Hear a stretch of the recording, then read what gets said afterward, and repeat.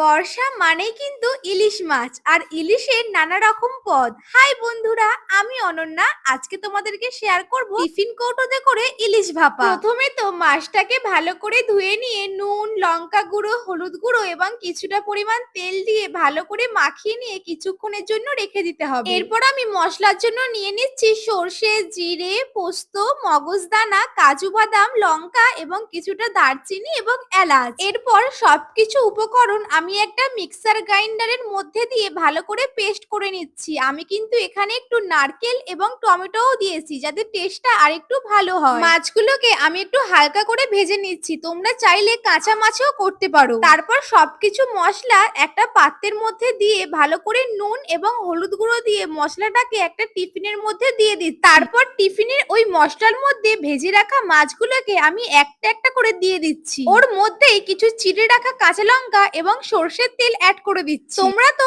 অনেক রকমের ইলিশ ভাপা খেয়েছো, এরকম সহজ পদ্ধতিতে টিফিনের মধ্যে একবার কিন্তু করে দেখতে পারো, খুবই ভালো হয়। তারপর একটা কড়াইয়ের মধ্যে কিছুটা পরিমাণ জল দিয়ে ওই টিফিন কৌটোটা আমি বসিয়ে দিচ্ছি গ্যাসের ওভেনটা জেলে দিয়ে। তারপর 10 থেকে 15 মিনিট পর যখন টিফিন বক্সটা খুললাম, একটা তো দারুণ স্মেল আসছিল আর তার সঙ্গে কিন্তু দেখতে দারুণ লাগছিল। আমি কিন্তু আগে কখনোই এরকম ইলিশ ভাপা বাড়িতে ট্রাই করিনি, এই প্রথমবার ট্রাই করলাম। আর গরম ভাতের সঙ্গে এরকম ইলিশ ভাপা খেতে কিন্তু দারুণ লাগে। তোমরা কিন্তু অবশ্যই একবার ট্রাই করো। আমার তো ইলিশ খেতে দারুণ লাগে। তোমরা কারা কারা খাও এবং কারা কারা খাও না অবশ্যই কমেন্টে জানিও। টাটা।